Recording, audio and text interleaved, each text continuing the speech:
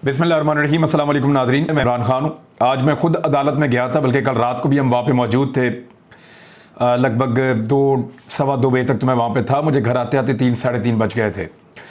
तो आज जब सुबह हम अदालत में गए तो डिप्टी स्पीकर को बुला लिया अदालत ने, और अदालत ने कहा लेकर आओ भाई, कहाँ लिखा हुआ है वो वाला फैसले में जिसकी बुनियाद पर आपने ये रूलिंग दे दी है। यानी डिप्टी स्पीकर ने ये रूलिंग दे दी कि सुप्रीम कोर्ट का एक फ़ैसला है, उस फैसले की रोशनी में मैं इस नतीजे पे पहुंचा हूं कि काफ लीग के वोट काउंट नहीं होंगे और काफ लीग के बंदे फारग हैं, और ये चौधरी शुजात हुसैन का लेटर है और वो पार्टी के हेड हैं, लिहाजा मैं ये सारा इनका वोट फारग कर रहा हूं और हमजा शहबाज वज़ीर आला पंजाब बरकरार रहेंगे और वही होंगे वज़ीर आला पंजाब। ये उन्होंने किया था। तो डिप्टी स्पीकर से बड़ा एक वाज़े क्वेश्चन किया सुप्रीम कोर्ट ऑफ पाकिस्तान के मुअज़्ज़िज़ बेंच ने। उन्होंने पूछा कि ये बताइए, आप ज़रा तशरीफ़ ले आएँ और ये बताएं कि हमारे फैसले में कहाँ लिखा है कि जिसकी बुनियाद के ऊपर आपने रूलिंग दे दी है, यानी जो आपने रूलिंग दी है वो आपने रेफरेंस हमारे फैसले का दे दिया है, तो बताइए वो रेफरेंस आपने कहाँ से दिया है, वो कौन सा पैराग्राफ है, आगे पढ़ के सुना दें। तो डिप्टी स्पीकर गायब। लोगों की बहुत बड़ी तादाद अदालत के अंदर भी, अदालत के बाहर भी और बाहर सड़कों के ऊपर भी मौजूद थी। पुलिस की सिक्योरिटी का भी बंदोबस्त किया हुआ था। तो लाहौर हाई कोर्ट की जो सुप्रीम कोर्ट रजिस्ट्री है उसके आसपास लोग सारा दिन आज इंसाफ की उम्मीद में मौजूद रहे। शाम को उनको एक दोबारा उम्मीद लगी है कि शायद इंसाफ उन्हें मंडे को मिल जाएगा। लेकिन ज़रा सूरत हाल पे आप गौर करें कि है क्या। हमजा शहबाज को अब अबूरी वज़ीर आला पंजाब बना दिया गया है। यानी वो वज़ीर आला पंजाब तो हैं लेकिन वज़ीर आला पंजाब नहीं हैं। ना वो अपनी काबीना बना सकते हैं, ना वो बड़े फैसले कर सकते हैं, ना वो अहम तैनातियाँ कर सकते हैं, ना अपने सियासी फ़ायदे के लिए अपने इख्तियारात को इस्तेमाल कर सकते हैं।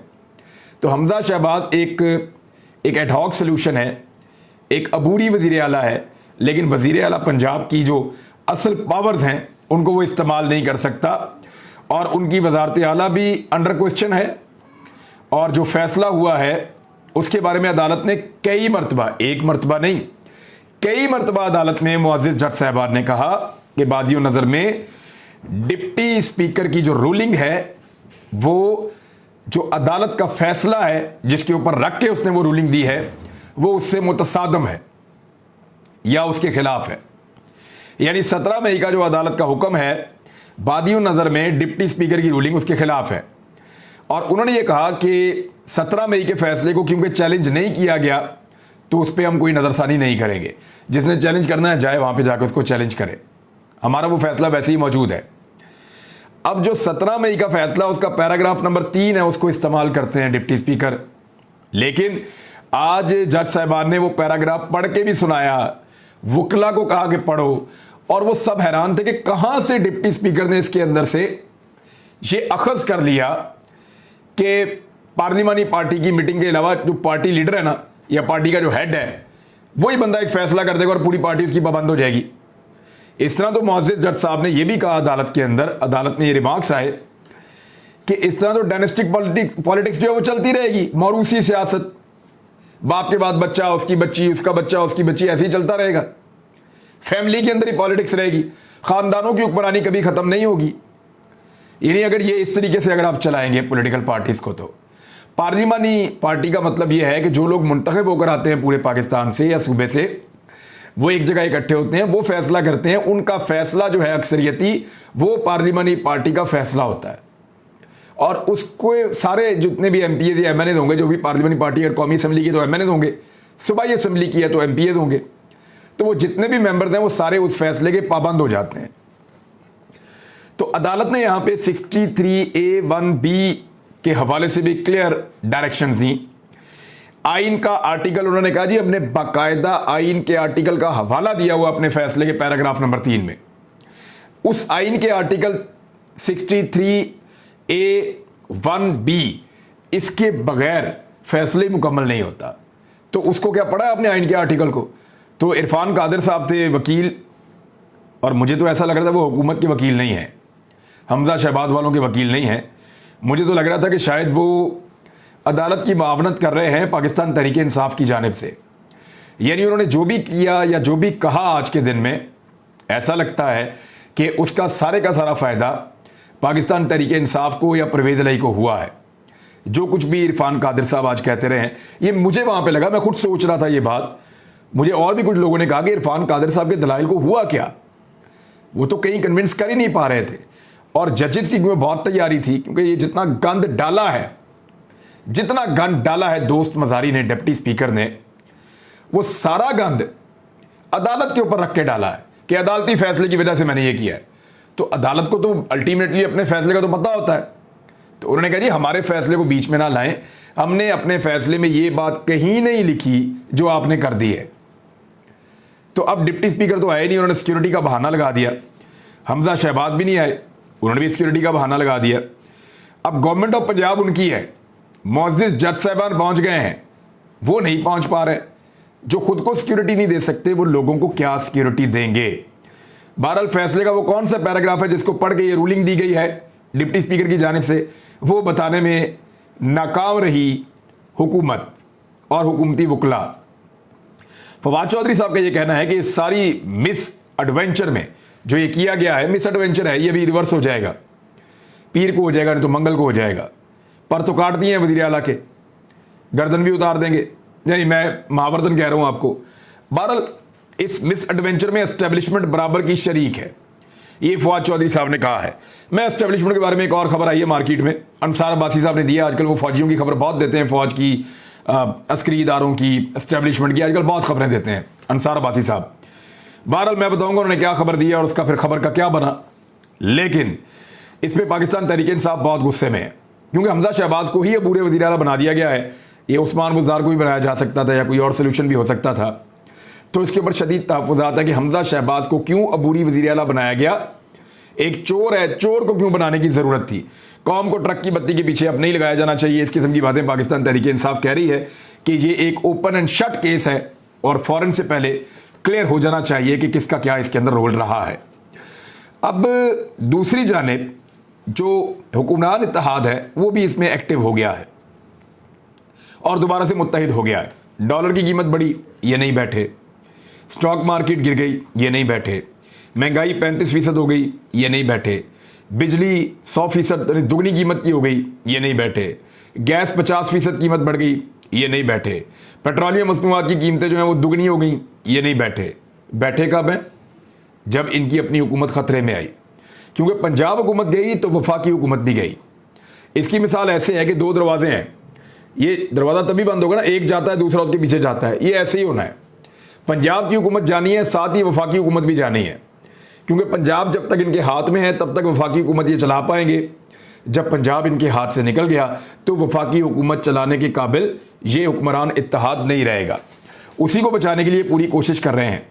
अब वो जजेस के कंडक्ट के ऊपर उंगली उठा रहे हैं, अदलिया की तौहीन अमेज़ कुछ जुमले बोल रहे हैं। फिर उनका कहना है कि हुक्मरान इत्तेहाद दोबारा मुत्तहिद हो गया, यानी सारे इकट्ठे हो गए और फुल कोर्ट बनाने का इन्होंने मुतालबा शुरू कर दिया है। और अब ये मुख्तलिफ किस्म की जो है वो प्रायोरिटीज़ आप इनकी देख लें कि इनकी तरजीह जो है वो ये नहीं है कि पाकिस्तान आगे बढ़े, इकॉनमी ठीक हो या गरीब का भला हो। तरजीह इनकी ये है कि इनकी हुकूमत कायम रहनी चाहिए और NRO 2 मुकम्मल होना चाहिए। हुकूमत का ये कहना है कि इमरान खान सियासत में इंतशार पैदा करना चाहते हैं। अबूरी वज़ीर आला नहीं लगना चाहिए था और बल्कि वज़ीर आला हमजा शहबाज को ही होना चाहिए था। मरियम नवाज़ ने इसमें कुछ ट्वीट्स किए हैं, ज़रा मैं आपको पढ़ के बता देता हूँ, आपके लिए ज़रा थोड़े हैरत अंगेज़ होंगे।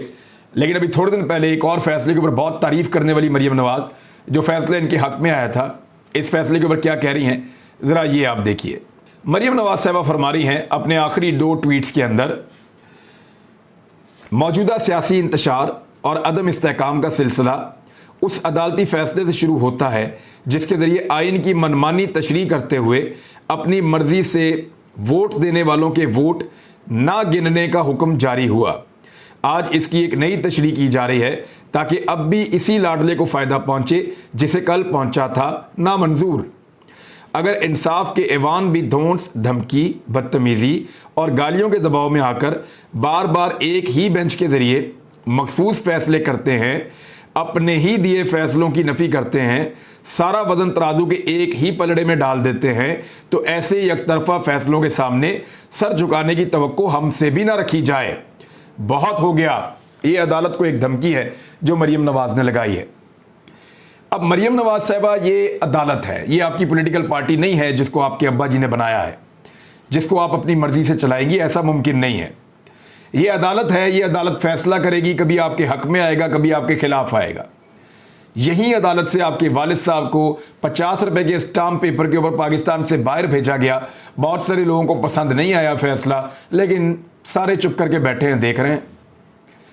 इसी अदालत से जब थोड़े दिन पहले डिप्टी स्पीकर की जो रूलिंग थी कासिम सूरी की, उसके खिलाफ जब तफसीली फैसला आया तो आपने बहुत खुशी का इजहार किया था।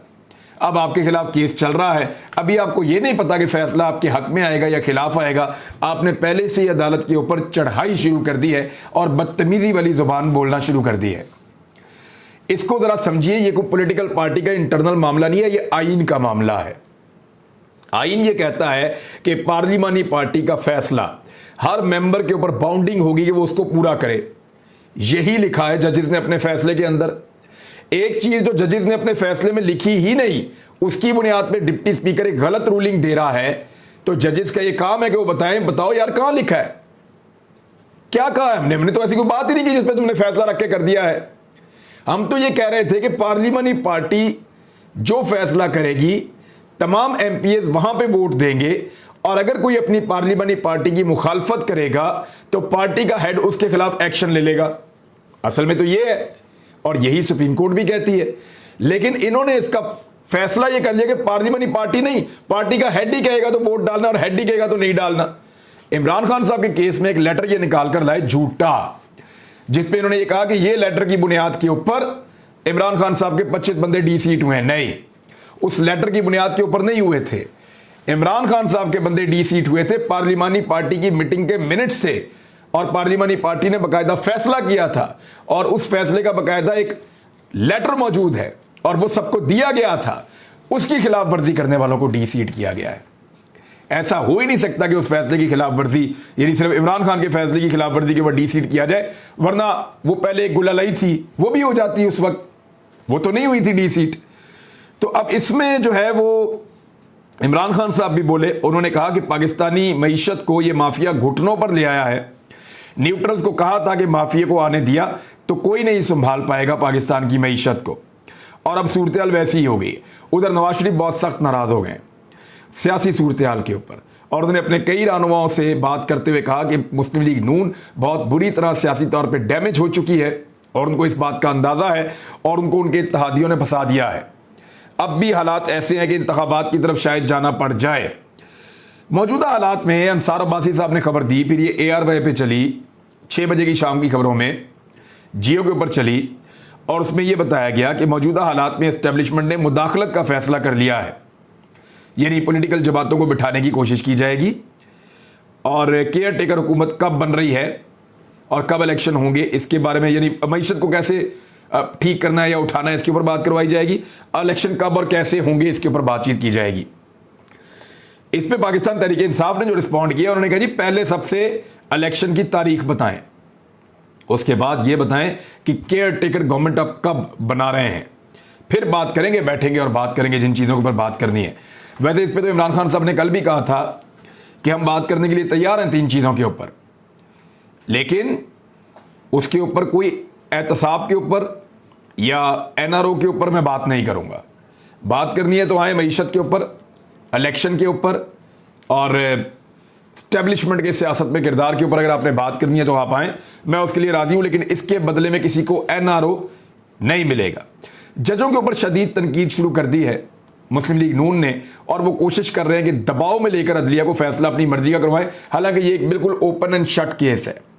जितने लोग गए हैं सबने इनको बता दिया कि ये केस नहीं जीतने वाला, ये मंडे तक, ट्यूसडे तक, 2 दिन तक और डिले हो सकता है। अल्टीमेटली हमजा शहबाज की पंजाब में हुकूमत खत्म होनी है और वो खत्म हो जाएगी। कुछ लोग ये कह रहे हैं कि दोस्त मजारी को अदालत ने क्यों बुलाया।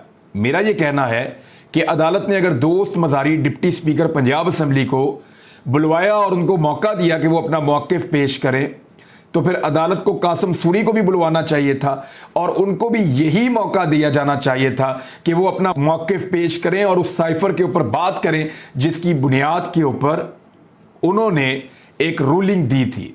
वहां डिप्टी स्पीकर को बोलने का या मौक़िफ़ देने का मौका नहीं मिला, लेकिन यहां डिप्टी स्पीकर को बोलने का और मौक़िफ़ देने का मौका भी अदालत दे रही है, वकला को मजीद टाइम भी दे रही है। आज नून लीग के वकला जो है उनका सिर्फ एक ही मतमा नज़र था, सिर्फ एक, कि कुछ भी हो जाए, कुछ भी किया जाए, आज तारीख हासिल की जाए। टाइम गेनिंग टैक्टिस था ये, कि कम से कम हमें 2 दिन मिल जाएं, मंडे वाले दिन समात हो, फिर ट्यूसडे तक हम इसको ले जाएं। मेरे ख्याल में ये पीर मंगल बुध तक मैक्सिमम, इससे आगे ये जा नहीं सकता सारा मामला, ये वहां तक जाकर रुक जाएगा। तो एस्टेब्लिशमेंट के हवाले से जो खबर चली है, अंसार अब्बासी ने भी दी है, जियो पे भी चली है और मुख्तलिफ जगहों पे, ISPR तो उसको डिनाई कर रहा है, लेकिन मेरे ख्याल में एस्टेब्लिशमेंट का इस वक्त सबसे जो अहम किरदार हो सकता है पाकिस्तान की सियासत में, वो यही है कि वो कोई किरदार अदा ना करें मेहरबानी करके। अब तक के लिए इतना ही। अपना ख्याल रखिएगा, अपने इस चैनल का भी। अल्लाह हाफिज़।